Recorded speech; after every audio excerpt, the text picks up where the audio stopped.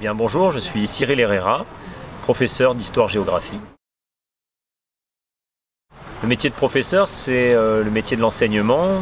Alors moi je travaille en collège, avec des 6e, des 5e, des 4e et des 3e cette année, donc les 4 niveaux.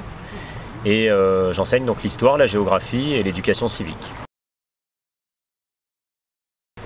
Il consiste à faire effectivement de la matière historique, de la matière géographique, mais aussi de l'éducation. Donc c'est un travail qui a plusieurs facettes. On travaille avec l'humain, donc c'est un travail qui nécessite beaucoup de réflexion, de la psychologie et une faculté d'adaptation, de remise en question aussi, pour arriver à faire des cours intéressants, des cours équilibrés, et puis essayer surtout d'intéresser les élèves. Bonne question. Pas énormément de corps de métier en réalité.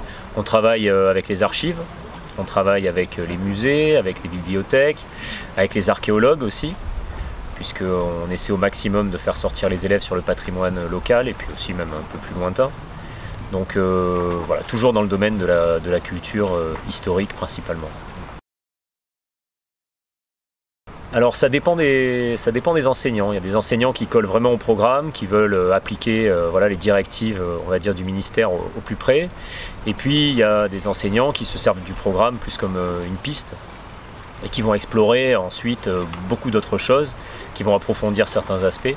Donc moi je me place plus dans ce cadre-là, où je prends plus de liberté par rapport au programme, pour essayer de soit coller à l'actualité par exemple en géographie, soit en histoire, d'apporter vraiment une thématique intéressante et de pouvoir aborder des thèmes qui me semblent importants dans les différents programmes et pas rester juste sur du thématique ou du factuel, essayer d'aller un petit peu plus loin.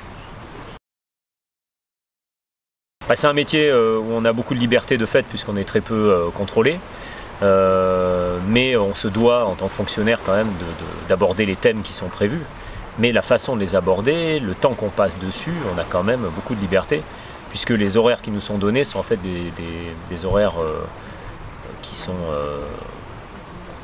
indicatifs. C'est pas une obligation de passer 5 heures sur la Grèce antique, on peut en passer 6, 7, on peut faire 2 semaines dessus si on veut, on peut faire des sorties, donc on a vraiment une grande liberté pédagogique. Et le principal du collège n'a rien à dire là-dessus, et nos collègues non plus d'ailleurs. Alors moi ça a été un parcours très linéaire, puisque j'ai fait la fac d'histoire, donc la licence, le master 2 et le CAPES. Donc voilà, 6 ans d'études après le bac, et j'ai travaillé voilà, dans la foulée. Donc ça fait une dizaine d'années que je suis prof. En histoire géo, en tout cas, c'est peut-être la filière économique et sociale qui est la plus intéressante. La filière L aussi peut être très intéressante. Donc ouais, je dirais économique et sociale au lycée, et après essayer de partir en fac ou alors faire une prépa, ça peut être intéressant pour travailler la méthodologie. Mais voilà, c'est le suivi assez classique là-dessus. Et se trouver une spécialité qui nous intéresse. Alors on peut faire de l'archéologie par exemple, on peut faire de l'histoire, on peut choisir une période.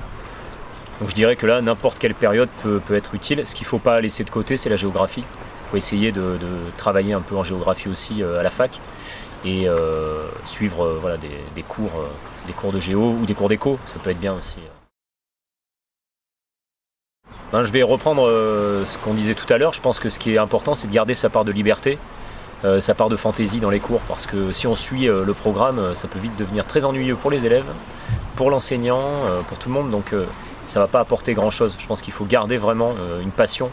C'est un métier passion, faire le prof pour avoir des vacances, ça ne va pas être le top de la vie professionnelle. Il faut vraiment s'impliquer et garder cette part de liberté pour apporter aux élèves une vraie culture, et soi-même s'enrichir beaucoup. C'est un métier où on peut beaucoup s'enrichir. Moi j'en apprends tous les jours, c'est un métier où on peut faire des voyages, où on peut découvrir énormément de choses. Donc voilà, il faut rester ouvert, très ouvert d'esprit, il faut être très ouvert d'esprit à la base. Quelqu'un qui est fermé, être prof, ça va être un calvaire pour lui. Et voilà, jouer sur justement cette part de liberté qu'on a dans ce métier et qu'il faut absolument garder.